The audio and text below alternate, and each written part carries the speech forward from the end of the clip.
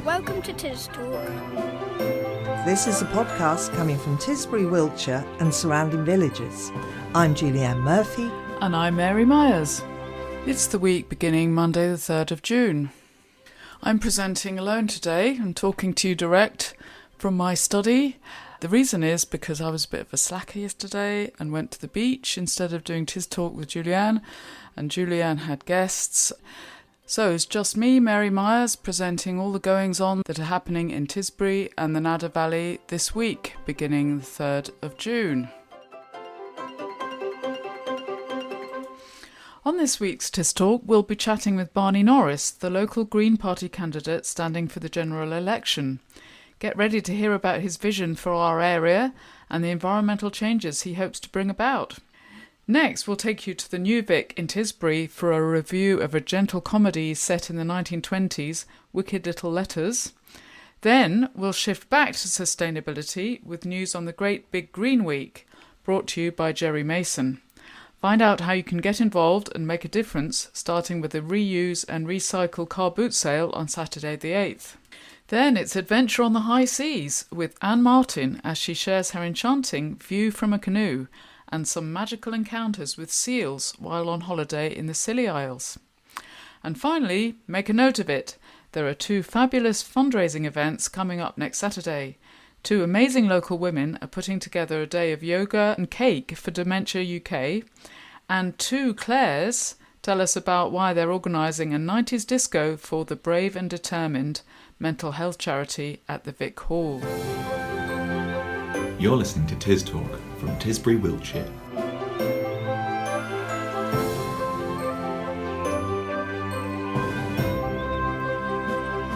But we start with Barney Norris, prospective Green MP for this area, and I went to talk to him at the Tithe Barn, Messams.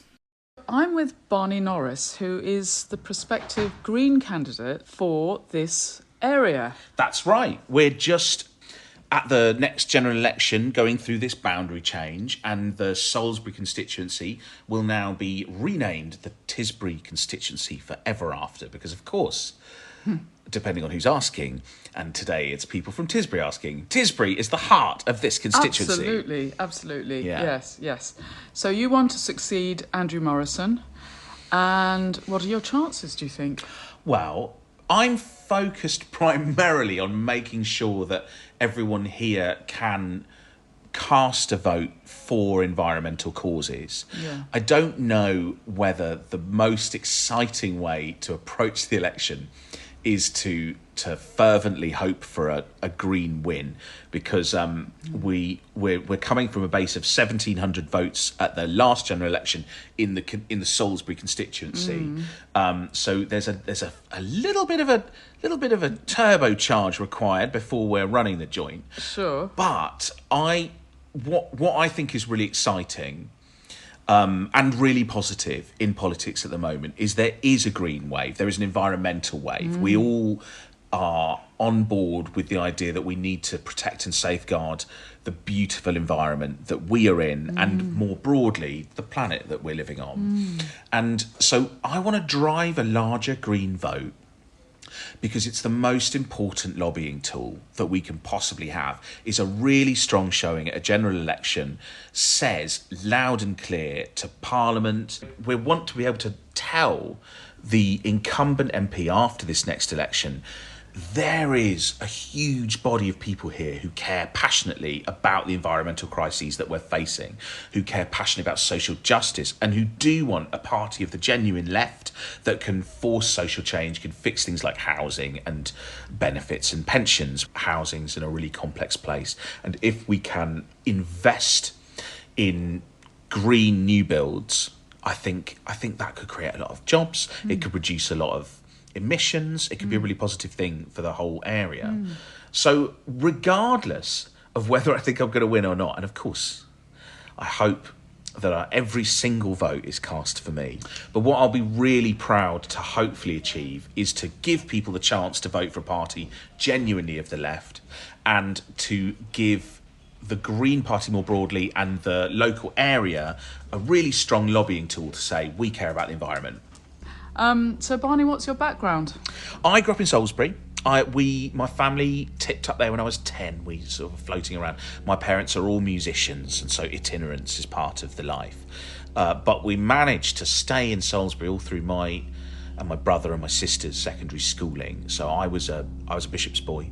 My brother was a bishop's boy. My sister was at South Wilts. So we all grew up in that area, cared about it very much. I think a thing that drove me into the theatre, though, was I was slightly driven into the theatre by the feeling that here, in this part of the country, as in many, we don't really have representative democracy, because I grew up at a time where the Tory majority was so big that there wasn't really a realistic prospect of articulating one's views if one's views were not conservatism.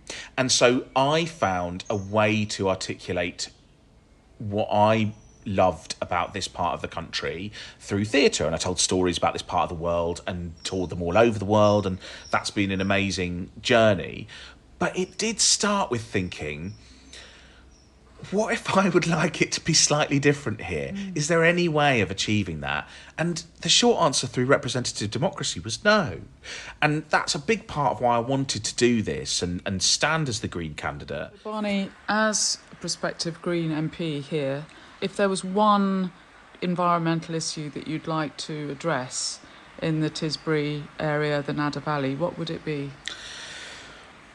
An incredibly exciting and difficult question, because there are a lot of priorities that I'd want to throw myself at, but I do want to talk about the rivers. I think we live in a part of the world which is defined by its waterways, which is rightly very proud of its waterways. I wrote a novel called 5 Rivers Met on a Wooded Plain. I'm very proud of our waterways, and they've shaped my life to a great extent. And we're killing them, and the way we're killing them is legislation. Government policy is what has created the catastrophe which is England's rivers at the moment, and the rivers in this part of the country as well. And I think first thing that we ought to be passionate about changing is driving reform of the legislation which makes it impossible to let the rivers get into the state they've got to ever again. Neglect of this inevitable consequence of allowing things to be piped out without working out where and how and when it's a biodiversity catastrophe. It's an ecological catastrophe. 90% of the world's chalk rivers are in England, and a large proportion of those are right here. And if we do harm, we're doing harm to a world asset. We're levelling something which doesn't exist anywhere else in the world. We're destroying it. And I think that's a scandal that has been allowed to grow up over the last 14 years. Okay, thank you very much, Barney. TisTalk, a podcast from Tisbury on tistalk.buzzsprout.com. Next, here's Kate Gam with a film review of Wicked Little Letters. Set in 1920s Littlehampton, the film is based on the true story of a series of obscene letters sent anonymously to residents of the town, particularly to the deeply conservative Edith, played by Olivia Colman, and her puritanical father Edward, played by Timothy Spall. Jessie Buckley plays their high-spirited neighbour Rose, who, because of her unconventional lifestyle, is initially under suspicion of being responsible for these letters. The scandal is being investigated by the police, which reveals one of the most interesting characters in the film, one of the first ever woman police officers, as they were called in the 1920s, played by Anjana Vasan. Amongst an impressive supporting cast is Joanna Scanlon, who steals the show as one of the good people of Littlehampton trying to get to the bottom of this mystery. If you imagine the film as an Ealing comedy with obscene language, you'd be along the right lines. The film's trailer will probably tell you all you need to know, and it's very funny too. Wicked Little Letters will be screened at the Victoria Hall on Sunday the 9th of June at 7 o'clock, with doors open at 6:30. If you're not a member of the Magic Lantern Film Club, you can pay £8 entry fee for adults, £5 for under 18s. Tickets are available at newvictisbury.com. and this one is bound to be popular. Follow us on Instagram at TisTalk Radio.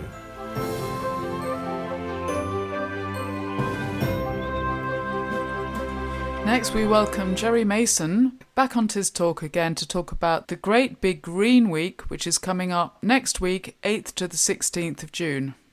On the 8th of June, we have a reuse and recycle car boot sale at the King George V playing fields by the Nadder Centre, starting at 9:30 in the morning if you're buying. If you're a seller, you can turn up from 8:30 to get everything set up on your tables. It's a very reasonable cost of £5 per vehicle, and any money that we make will be going to the Tisbury Children's Community Garden. Oh, that's good. We've also had a word with our wonderful friends at Coffee Angels, and they will be opening up in the Nadder Centre on Saturday morning, provide bacon butties, tea, coffee and their wonderful cakes. Okay. Next event is on Tuesday the 11th of June. Ollie Turner from The Boot has very kindly donated his quiz night to the cause, and we'll be having a quiz night, usual time, 8 o'clock start. I'm setting all the questions and asking the audience to take part, and it will all have an environment stroke climate theme. Wednesday the 12th, St John's PTA and the school have organised for Happy's Circus to be in town for one night only. We're very pleased to welcome Happy's. They've got a wonderful environmentally friendly policy that they work with. And it's going to be a great night of entertainment. So if you haven't bought a ticket yet, you can get those from Coffee Angels, or I think there's a QR code link on the Facebook adverts, or speak to anybody you know in the PTA. Great. In the same week, it's also the Village Fete, which is being organised by the Carnival Committee. That's on Saturday the 15th at the football club. I think it starts from about 12 o'clock, officially till 5, and then there'll be some music in the evening. It's going to be a good day out for everybody. Just like to see everybody down there enjoying themselves. Fantastic. We have over 60 episodes for you to browse at tistalk.buzzsprout.com.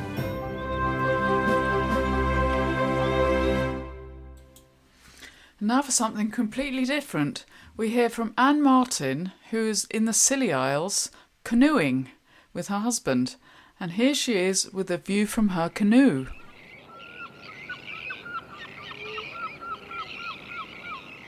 Hello, it's Anne Martin. I'm taking a break from interviewing from TisTalk. I'm away in the Isles of Scilly on a canoeing holiday, staying on the main island, St Mary's, which has a population a bit less than Tisbury. Today we paddled out to the Eastern Isles, about 4 miles off the Scillies, and we came across a colony of seals, must have been about 100 of them basking on the seashore. And as we approached, the young seals all dived into the water and came out to circle around our canoes and say hello, and they followed us for miles as we paddled off. It was an absolutely great experience. So I'll be back in Tisbury next week and I'll be doing some more interviews, so hope to catch up with you then.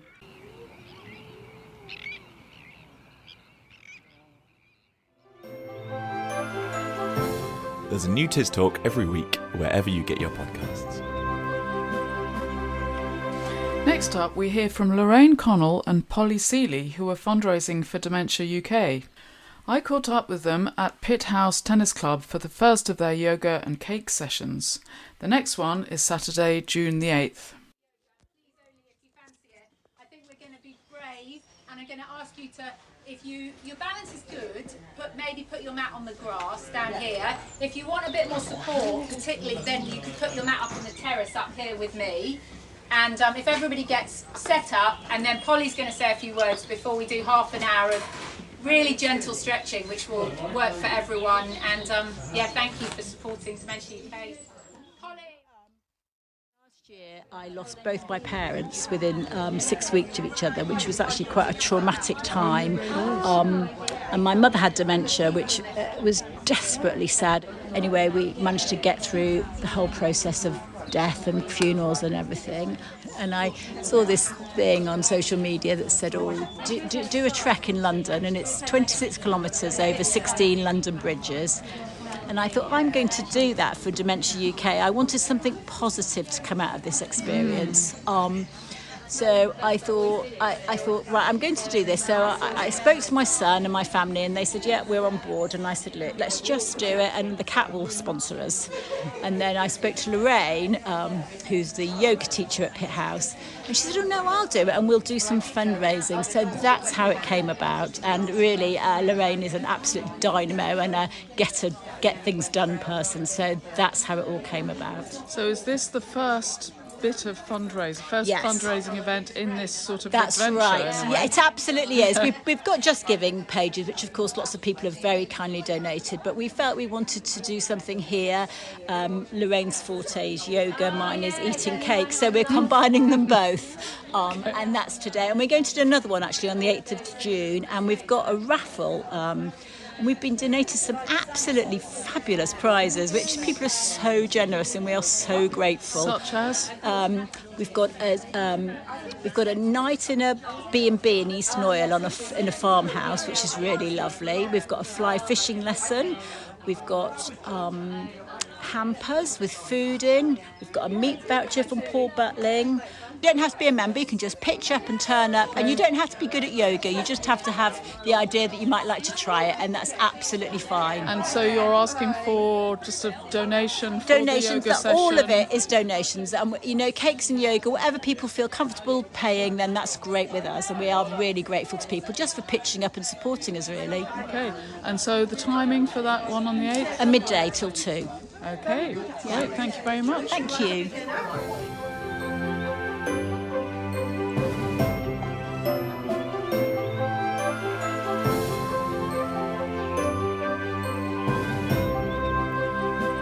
And now we hear from two more local women who are raising money for charity. It's Claire Cook and Claire Varney who are raising money with a 90s disco.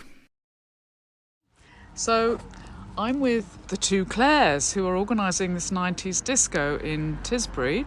I've caught up with them here at Beaton, so you can hear the traffic outside. Welcome, Claire. Hello. Welcome, Claire. Hi.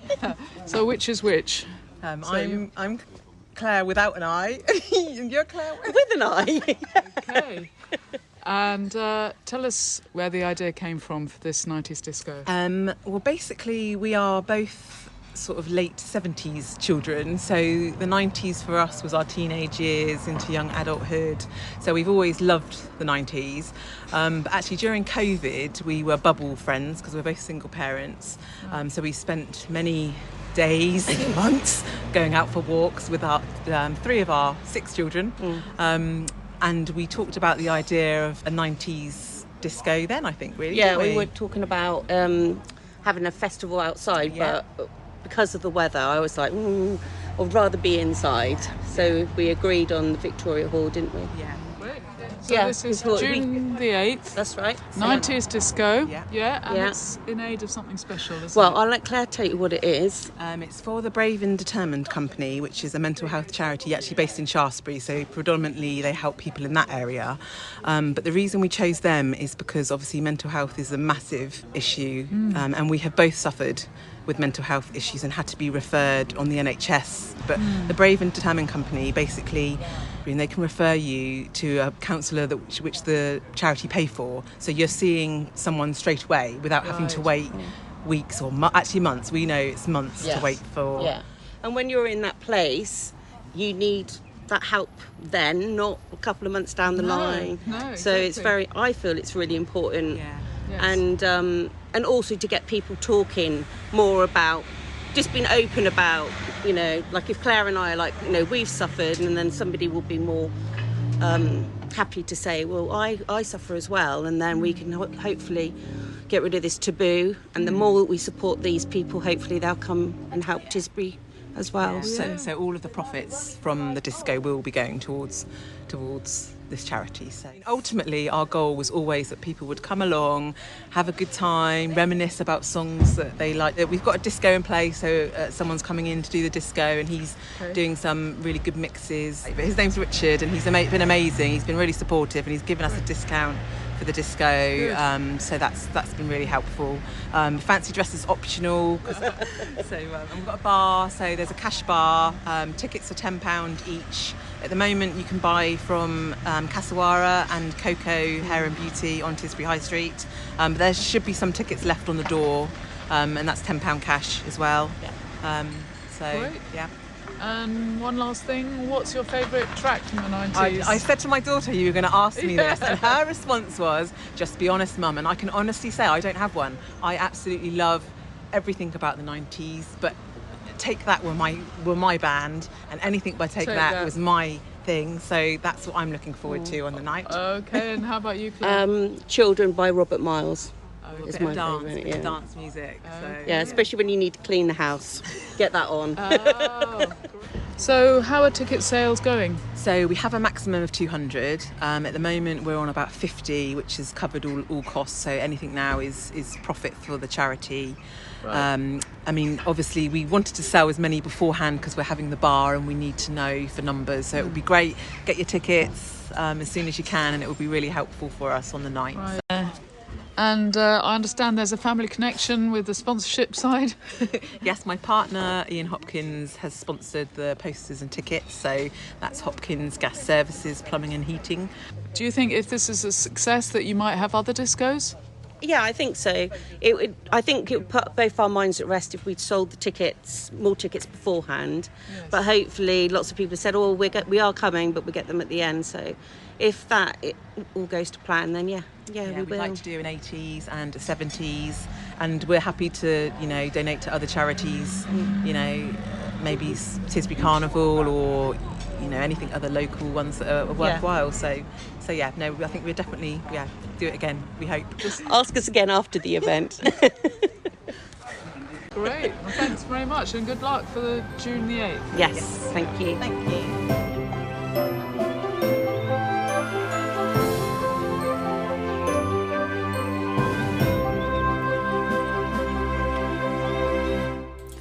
And finally, we have the What's-Ons with Louis Davison.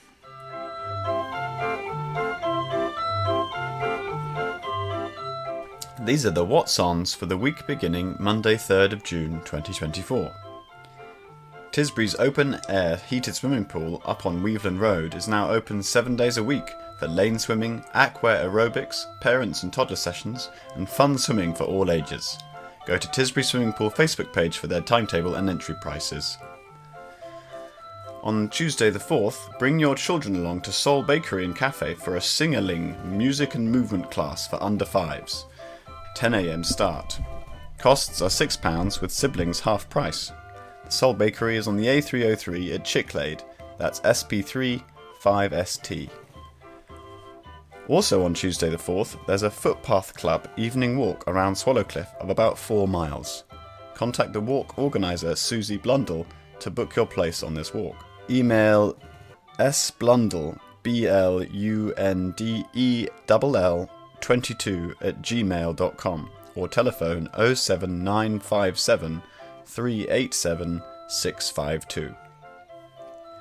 On Thursday the 6th, the Fonthill Estate is participating in D-Day 80 by lighting a beacon at 9:45 p.m, along with other communities throughout the UK, with its flames representing the light of peace. To take part, go to the top of Crat Track in Chicklade, SP3 5SU. On Saturday the 8th, there will be a Reduce, Reuse and Recycle car boot sale at the King George V playing fields. Gates open at 9:30am for buyers, and setup for sellers is from 8:30am. There's free admission and £5 cost for vehicles for sellers. All proceeds go to the Tisbury Children's Community Garden. Coffee Angels will be open and on hand to provide tea, coffee, bacon butties and their usual selection of delicious cakes. This is part of Great British Green Week, which runs from the 8th to the 16th of June, mostly organised by the Tisbury Parish Council Environment Committee. Also on Saturday the 8th, there's an open garden event for St Peter's Church in Swallowcliff from 2 to 5pm. Please park in Martin House Paddock. Entrance is £5 per person, children are free. Cream teas are also £5. It is cash only. Also on Saturday the 8th, there is a fundraising yoga and cake event in aid of Dementia UK at Pit House Tennis Club, starting from 12 noon until 2 p.m.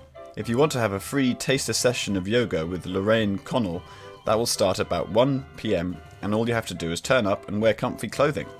Otherwise, just come along, buy and eat delicious homemade cakes, donate to Dementia UK, and buy raffle tickets, all for a good cause. Also on Saturday the 8th of June, there will be a 90s disco in aid of the Brave and Determined, a mental health charity based in Shaftesbury, at the New Vic in Tisbury, starting at 7:30 p.m. Fancy dress is optional. Tickets on the door are £10 cash only, and there will be a cash bar. Tickets can also be bought in advance from Coco Hair and Beauty and Kasawara on the High Street. On Sunday the 9th, between 12 noon and 5 p.m, there will be another open garden at Fonthill House in aid of a national charity called the Atlantic Salmon Trust. Also on Sunday the 9th, there's a film showing at the Victoria Hall. Wicked Little Letters, starring Olivia Colman, starts at 7 p.m, with doors opening at 6:30. If you're not a member of the Magic Lantern Film Club, it's £8 for adults and £5 for under 18s. Tickets are available at newvictisbury.com. I hope you have a lovely week.